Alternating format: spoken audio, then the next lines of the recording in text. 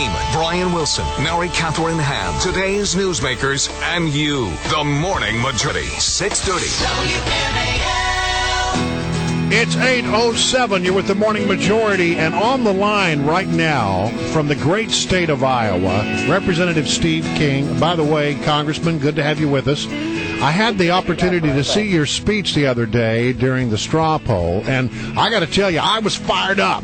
I thought that was a great speech. I thought, man, when I got through, I was ready to have you run for president. That came back to me over and over again around the grounds there with probably as many as 40,000 people walking around there, those that were in to see it. There's two things about a good speech, and one of them is you have to have a great crowd. And the second one is, for me, it helps if my time frame is compressed where I have to concentrate my thoughts in a shorter period of time. But, there's a message that needs to be delivered to America, and I think that resonated there on Saturday. It was really, really a great day here. I'm so pleased with everybody that were involved and the effort, and I think things reflected well in Iowa, and I think people understand that we take it seriously, the First in the Nation caucus privilege. Well, all God's children have been to Iowa this week, it seems. I mean, the president's been there, and you had all of the Republican candidates there, and then Governor Perry, he flew in after he made that stop over in South Carolina. The thing I saw that caught my eye was that the fact that there were people on the ground during the president's stops through the state. We'll call them campaign stops because that's what they really are. Mm-hmm. And he was getting an earful from people. When you talk to people on the ground, after all of that compressed and very hectic debt debate stuff that we went through in Congress, what are they saying about the process in Washington? What are you getting from those constituents? And what do you think the message will be that many members of Congress come back with after the break? Well, I think what I'm hearing at the core of this argument, and it gets said, now a lot of different ways, is that they're seeing business as usual. They're seeing Republicans that compromise with Democrats and turn out a product that really doesn't solve the problem. They have an intuitive sense, and sometimes it's very well articulated, that we've applied a political solution to an economic problem in Washington with the debt ceiling, and it's not going to fix the problem. And so they want us not to compromise. They want us to make the right decision for the country. And they see that as not necessarily requiring compromise. They just think that we're trying to protect our jobs and we're not bold enough. What do you take out of the results of the straw poll with Michelle Bachmann coming in first, followed very closely by Ron Paul, and Tim Pawlenty not doing enough to keep in the race, dropping out?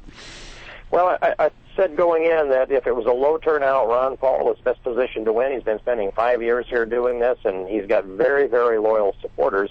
The turnout was pretty good, and the race was very close, but Michelle Bachmann's energy and the charisma and the dynamism of herself as a candidate swept past Tim Pawlenty and Ron Paul.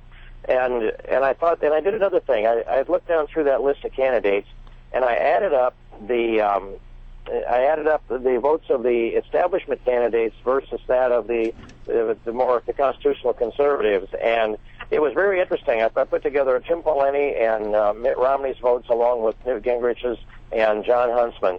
Those I've self-labeled as the four establishment candidates, and 19% was the total of the votes for the establishment candidates as compared to the more constitutional conservatives.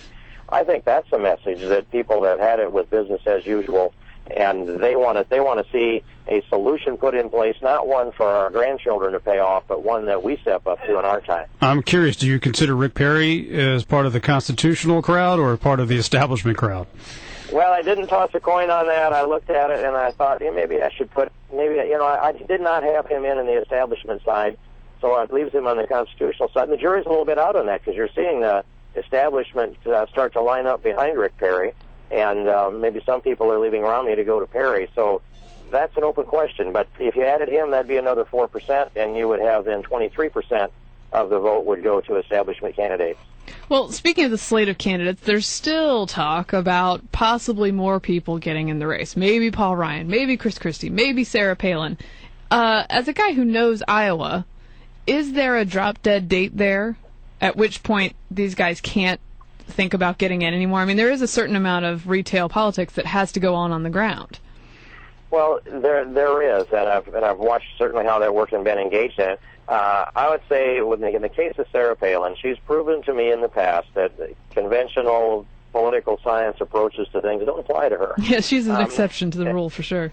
And I think that she was watching to see how Michelle Bachmann would do, and Michelle did very, very well, of course, and that leaves less room for Sarah Palin, although you could not count her out. She was around the fairgrounds on Friday, and I happened to talk to her just a little bit there, and it was, she still directs a crowd. She's got a lot of energy around her.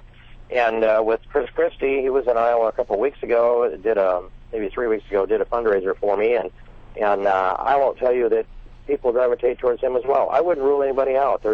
Politics is just completely unpredictable, and what I would say is that there's a tremendous amount of energy now. Barack Obama has motivated that energy. They know what they have to undo.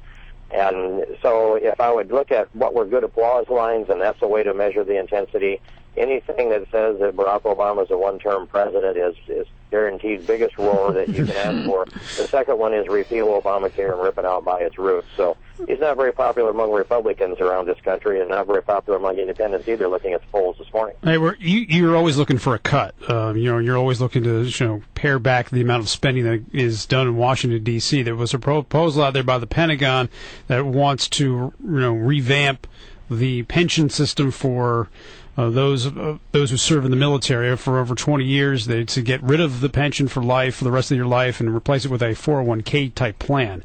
What are your feelings on that, and what effect do you think it would have on recruitment and on retaining? Ryan, I only know generally about that proposal and not deeply enough to look into it and see if I'd like to look to some people that are experts on what they think the reactions are going to be and evaluate their judgment too.